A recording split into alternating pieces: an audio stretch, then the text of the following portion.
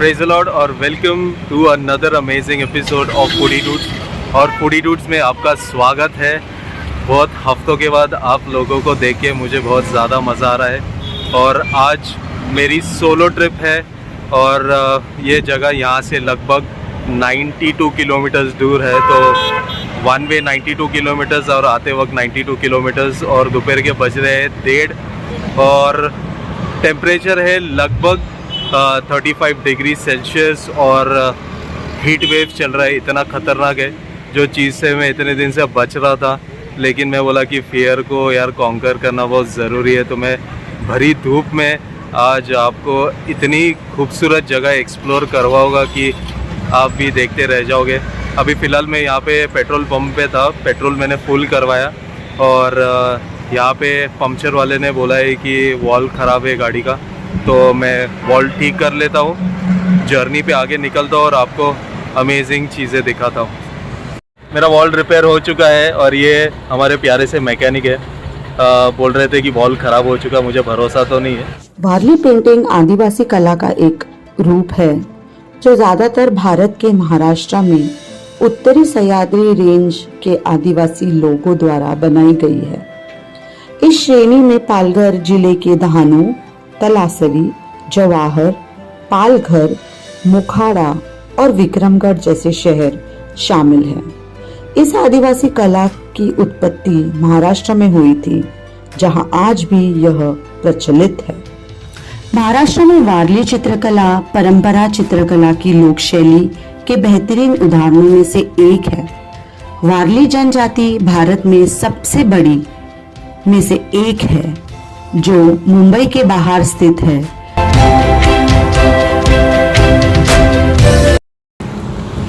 दुनिया की सबसे बड़ी जंग इंसान की जो होती है वो अपने आप से होती है।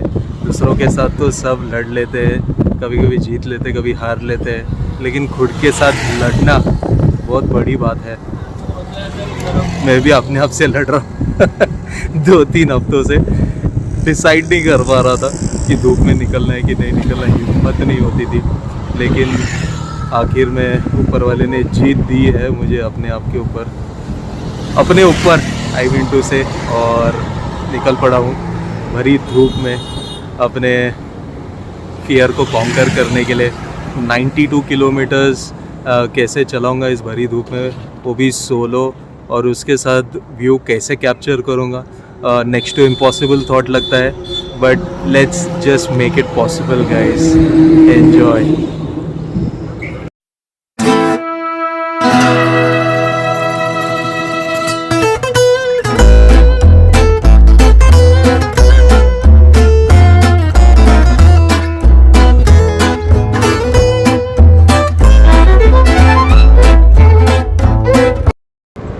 तो गाइज़ लगभग मैं 20 किलोमीटर दूर आ गया हूँ, 75 किलोमीटर्स अभी तक बाकी है और साइड से चलाने की कोशिश कर रहा हूँ। सेफ रहना बहुत ज़्यादा ज़रूरी है।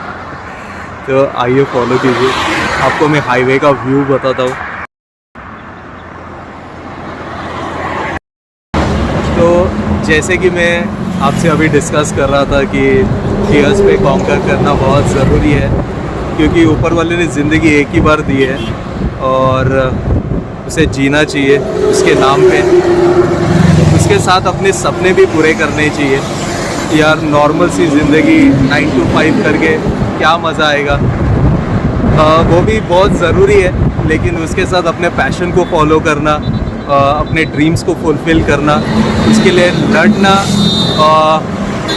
उसके लिए रेडी रहना बहुत ज़्यादा ज़रूरी है, क्योंकि इंसान डिसाइड नहीं कर पाता, लेकिन बहुत ज़्यादा ज़रूरी हो जाता है। तो अभी हम निकलते आगे, चलिए मुझे फॉलो कीजिए।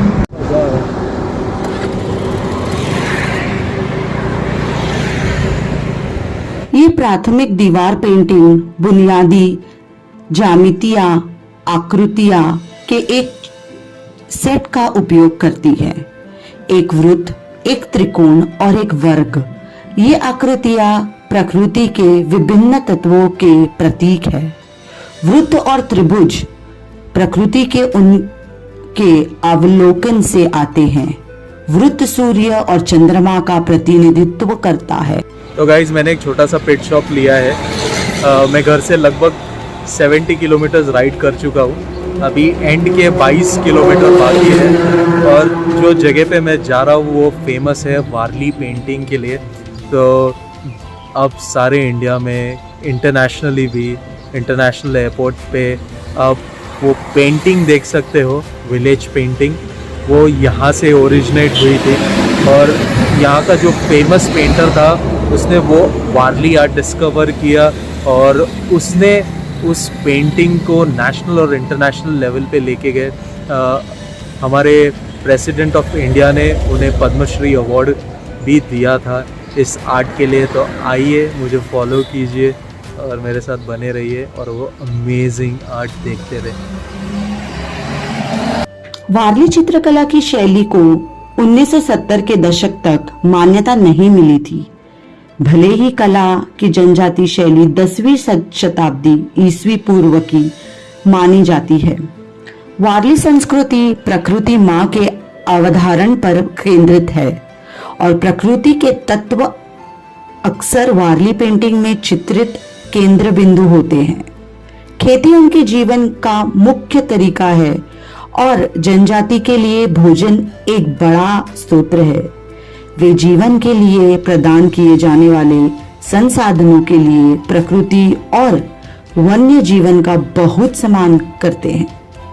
वारली कलाकार अपने चित्र की पृष्ठभूमि के रूप में अपनी मिट्टी को झोपड़ियां का उपयोग करते हैं, ठीक उसी तरह जैसे प्राचीन लोग गुफा की दीवारों को अपने कैनवस के रूप में इस्तेमाल करते थे।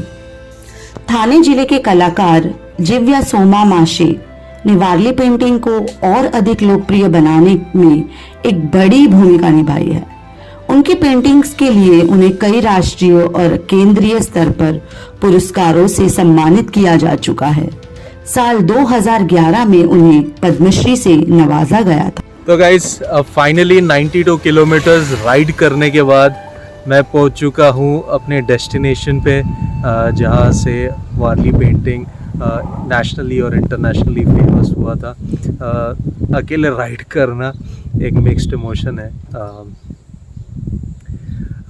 अगर आपके साथ कोई पार्टनर है तो बहुत सफ़र का मज़ा दुगना हो जाता है। अगर आपकी जैसे कि मेरी पार्टनर है, मेरी बीवी, वो मेरे साथ हमेशा होती है तो एक कॉन्फिडेंस बना रहता है। लेकिन अनफॉर्चुनेटली वो नहीं आ सकती। तो आज मैं अकेला एक्सप्लोर करने को आया हूँ और पहुँच चुका हूँ और देखता हूँ कि यहाँ पे कौन है कांटेक्ट पर्सन, से ढूंढते हैं और इन्फॉर्मेशन लेने की कोशिश करते हैं। आइए।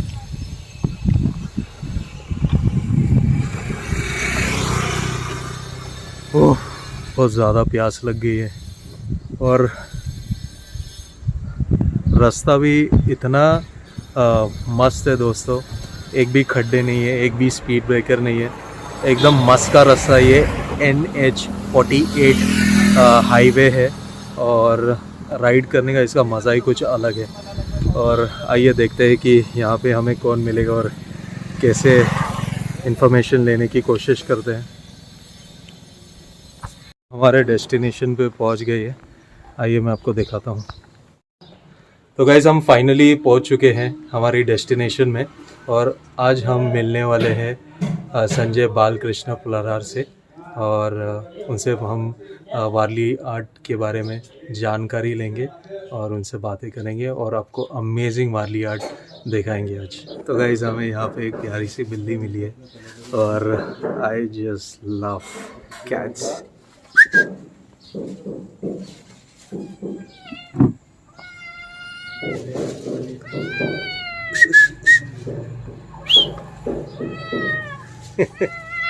आओ, भड़क गई। वारली चित्रों में चित्रित केंद्रीय पहलुओं में से एक तारपा नृत्य है।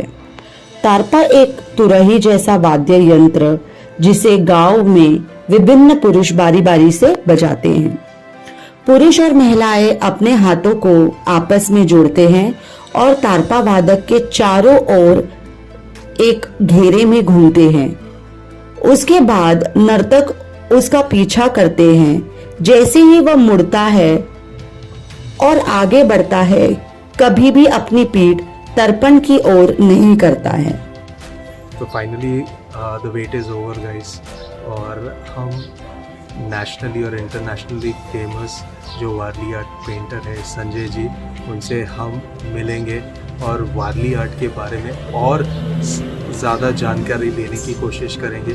जैसे कि हम ऑफ द कैमरा मैं संजय जी से बात कर रहा था, उन्होंने मुझे समझाया कि अलग अलग टाइप की पेंटिंग्स होती है जो रिलेटेड होती है when the rice is harvested, और जब भी राइस वो ग्रो करने के लिए सॉइल में डालते हैं तब एक अलग पेंटिंग होती है, एक अलग डांस होता है, और वो जब उसे हार्वेस्ट किया जाता है तब एक अलग पेंटिंग होती है और एक अलग उसका डांस होता है। तो आइए हम संजय जी से मिलते हैं और उनसे हम जानकारी लेने की कोशिश करते हैं। नमस्कार, मेरा नाम संजय पराड़ है और मैं खम्बाला गांव में रहता हूं। और ये जो पेंटिंग दिख रही है वो मैं बचपन से करता आया हूं। लगभग इस क्षेत्र में मैं 24 साल से ये पेंटिंग कर रहा हूं। तो ये पेंटिंग जो है मेरी इंडिया में तो जाती है, विदेश कंट्री में भी जाती है। लगभग 16 कंट्री में मेरा पेंटिंग सेल होता है। और इस पेंटिंग के लिए मेरे को 3-4 अवार्ड भी मिले हैं। उनमें से 2016 में फाल्गुन भूषण पुरस्कार मिला था और 2020 में कला रत्न पुरस्कार मिला, और अभी 2022 में इंटरनेशनल एक पुरस्कार लिया, और इसमें इस साल फिर एक नेशनल अवार्ड मिलने वाला है, वो इस 22 तारीख को मिल रहा है। और मेरी पेंटिंग के बारे में बताऊं तो ये जो वारली चित्रकला है ये लगभग कहा जाता है कि 15,000 साल पुराना ये कला है, क्योंकि मध्य प्रदेश में जो भीमबेटका है उधर जो गुफा चित्र बना है उससे अंदाज़ा लगाया जाता है कि ये 15,000 साल पुराना पेंटिंग है। और तब से ये पेंटिंग किया जाता है। और पहले तो ये गुफा में बनाया जाता था, पत्थर के ऊपर बनाया जाता था। वो जो चित्र बनाया जाता था वो एक सिंबल के रूप में बनाया जाता था। मतलब पहले पूरा जंगल रहता था, तो शिकार का दृश्य हो या कोई भी ये है वो चित्र के रूप में दिखाया जाता था। पहले मतलब भाषा नहीं थे, तो ये चित्र के रूप में दिखाया जाता था। तो ऐसा एक हम लोग कहेंगे कि ये चित्र नहीं, ये हमारी लिपि है। और ये चित्र के द्वारा हम लोग जो भी ये है वो हम लोग चित्र के रूप में दिखाते थे, और वो अभी भी दिखाते हैं। तो यहाँ हमारे यहाँ अलग अलग सिंबल रहते हैं। जब हम लोग खेत से नया चावल लाते हैं तो हम एक मोटी चित्र बनाते हैं दीवार पे, वो एक सिंबल बनाते हैं। और शादी में जो हम लोग बनाते हैं वो लग्न चौक होता है, वो एक वारली चित्रकला का ये है। और जब हमारे घर में कोई एक छोटा बच्चा पैदा होता है तो तीसरे दिन हम लोग एक दीवार पे एक चित्र बनाते हैं, वो एक वारली चित्र का ही भाग है। और ऐसे अलग अलग माध्यम से हम लोग ये चित्रकला बनाते हैं। जैसे भगवान की जब पूजा होती है तब एक चित्र बनाते हैं, पाठशाला देव बोलते हैं हम लोग, तब ये चित्र बनाते हैं। तो ऐसे अलग अलग टाइप के चित्र हैं, वारली चित्र, वो हम लोग बनाते हैं। जैसे हमारे अभी देखो यहाँ पे दीवार पे हम लोग ने एक तारपा डांस दिखाया है, ऐसा गोल राउंड में। तो इसमें देखो कैसा है, 2 ट्रायंगल मिला के ये चित्र बनाते हैं और ऊपर गोल और लाइन। तो ये भी ये जो ज्योमेट्रिक शेप है ये हम लोगों ने नेचर से ही लिए हैं। जैसे जो ट्रायंगल है ये माउंटेन से आया है, ये माउंटेन से लिया है हम लोगों ने। जो गोल हम लोग बनाते हैं पेंटिंग के लिए वो सूरज से लिया है। हाफ राउंड जो होता है वो चंद्रमा से लिया है। जो इसमें डॉट हम लोग यूज करते हैं वो स्टार से लिया है। जो लाइन यूज करते हैं हम लोग पेंटिंग के लिए वो पेड़ पौधे से लिया है। ऐसे अलग अलग शेप बना के हम लोग ये वाली पेंटिंग निकालते हैं। यहाँ पे देखो ये आदमी है और ये लेडी है, तो लेडी के यहाँ छोटा सा गोल बनाते हैं तो ये लेडी हो जाती है। ऐसे अलग अलग चित्र यहाँ पे हम लोग बनाते हैं। मतलब पशु, यहाँ पे पशु का चित्र बनाया है, बैल का, ये पक्षी का। ऐसे अलग अलग शेप लेके हम लोग चित्र बनाते हैं। ये एक पशु है, ये सब अलग अलग हम लोग दिखाते हैं। पेड़ है। तो इस डांस का नाम क्या है? ये तारपा डांस है। अच्छा, ये टारपा डांस ये है। तारपा डांस है। एक्चुअली ये जब हम लोग हमारी खेती में ये फसल पैदा हम लोग फसल जब ये तैयार हो जाते हैं तब ये डांस करते हैं। तो ये तब स्टार्ट होता है तारपा डांस। तो ये दिवाली तक ये चलता है। दिवाली के बाद ये डांस बंद हो जाता है। और उससे पहले जब हम लोग नया जो चावल बोते हैं तो उस टाइम हम लोग नागपंचमी में गौरी नाच चालू करते हैं। तो गौरी नाच वो नागपंचमी से लेके वो जब गणेश विसर्जन रहता है ना उस तक ये चलता है ये गौरी नाच। और उससे पहले उसके बाद ये तारपा डांस होता है। ये दिवाली तक रहता है। दिवाली के बाद दूसरा डांस रहता है। मतलब जब शादी का परेड होता है तो वहाँ झुमसा डांस करते हैं, टिपरी डांस करते हैं। ये सब अलग अलग डांस रहते हैं। तो ये पूरे साल भर चलता है? हाँ, ये पूरे साल भर चलता है। अलग अलग डांस रहते हैं इसमें। अच्छा, तो सबसे फेमस है कि सब सेम है?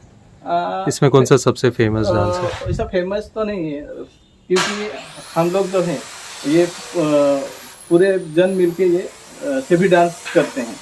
ऐसा नहीं कि बुजुर्ग आदमी ही ये डांस करेगा या जवान आदमी ही ये डांस करेगा, औरत ही डांस करेगी। हम लोग ये पूरा सब मिलके तो ये डांस करने के टाइम कोई भेदभाव नहीं होता? भेदभाव नहीं रखते। हम सब साथ मिलके डांस करते हैं। और यहाँ अभी तो ये शादी का चौक नहीं निकाला है, लेकिन जब हम लोग शादी का चौक को ये निकालते हैं सुवासिनी, तो सुवासिनी जो लेडी रहती है वो चौक निकालते हैं। उसमें पालगट वगैरह रहती है। वो सुवासिनी लेडी चौक निकालते हैं। उसके बाद हम वो पूजा होती है। पूजा के बाद ही हमारी शादी होती है। तो उसमें क्या होते हैं जो शादी का ये रहता है। मतलब इतर समाज में कहा जाते तो जो विधवा औरत है उनको स्थान बाहर का रहता है। मतलब जो शुभ काम रहता है उसमें विधवा औरत को अलाउड नहीं होता है। लेकिन हमारे यहाँ वैसा नहीं है। जो शादी का पूरा ये रहता है, मतलब शादी का जो ये होता है ना, तो वो विधवा ही करते हैं। तो दोस्तों, ये इतनी सारी ब्यूटीफुल इन्फॉर्मेशन यहाँ की सुन के इतना अच्छा लगा। अब हम संजय जी की पेंटिंग देखेंगे अलग अलग टाइप की। कितने ब्यूटीफुली उन्होंने उसको तराशा है, जो नेशनली और इंटरनेशनली इतने फेमस है। अगर आप गूगल में इनका नाम भी डालोगे तो फर्स्ट पेज पे आ जाता है। गूगल मैप भी आपको गाइड करता है। तो आप ज़्यादा से ज़्यादा संख्या में आइए, मिलिए इनसे, क्योंकि ये आर्ट बहुत ही पुरानी है और इंडियन कल्चर को हमें सपोर्ट करना और उसे एनकरेज करना बहुत ज़्यादा ज़रूरी है। तो आइए हम पेंटिंग देखते हैं संजय जी की।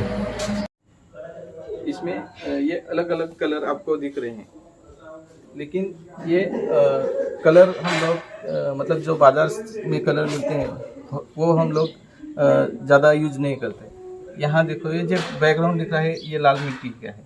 उसके ऊपर चावल का आटा या पोस्टर कलर से हम लोग ये पेंटिंग बनाते हैं, जो वाइट दिख रहा है। अभी यहाँ देख रहे हो कि सादा नॉर्मल कपड़ा है, कॉटन का कपड़ा, उसके ऊपर हम लोगों ने कोयला पाउडर के ऊपर ये पेंटिंग किया हुआ है। तो ये कोयला पाउडर में हम लोग ये चिपकने के लिए जो पेड़ का ग्लू होता है वो हम लोग इसमें इस्तेमाल करते हैं। यहाँ पे दिख रहा है ये ग्लू है पेड़ का, अलग अलग पेड़ का हम लोग ऐसा ग्लू उपयोग में लाते हैं इसमें, और ये पेंटिंग करते हैं।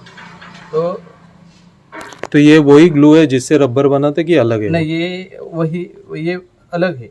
ये अच्छा। खाली इससे डिंक बनेगा। अच्छा, ये रबर वाला नहीं है। तो ये जो लड्डू बनते हैं डिंग के वही है हाँ, क्या? हाँ, इससे लड्डू भी बनते हैं, लेकिन ये अलग अलग ट्री का ये निकला है। अच्छा, तो अभी जैसा ये बैकग्राउंड जो दिख रहा है ब्लैक वाला, ये चारकोल का है, ये लाल मिट्टी का है। यहाँ जो दिख रहा है ये कावडंग, गोबर, जो गोबर बोलते हैं, ये गोबर का बैकग्राउंड है।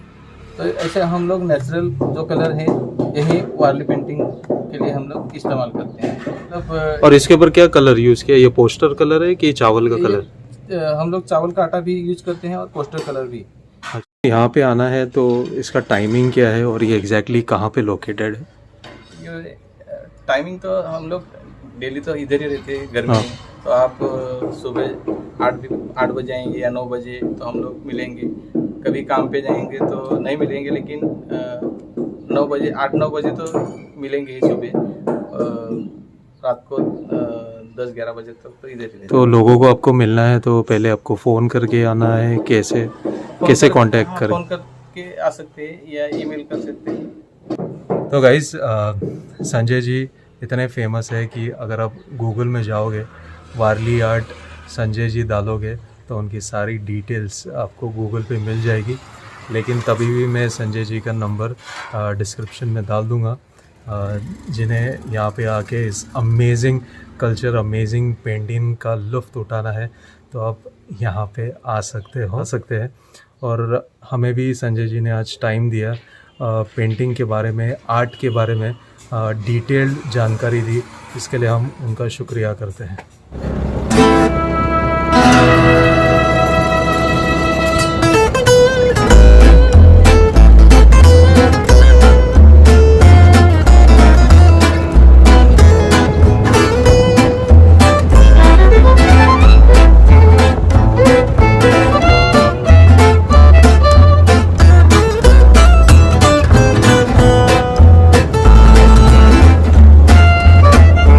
तो दोस्तों, मैं घर के लिए अभी निकल चुका हूँ।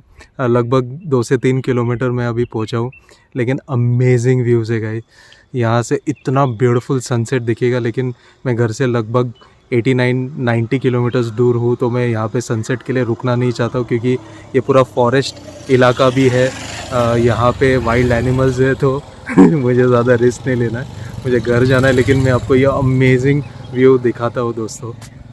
तो ये रहा, इसे बोलते हैं सूर्या नदी।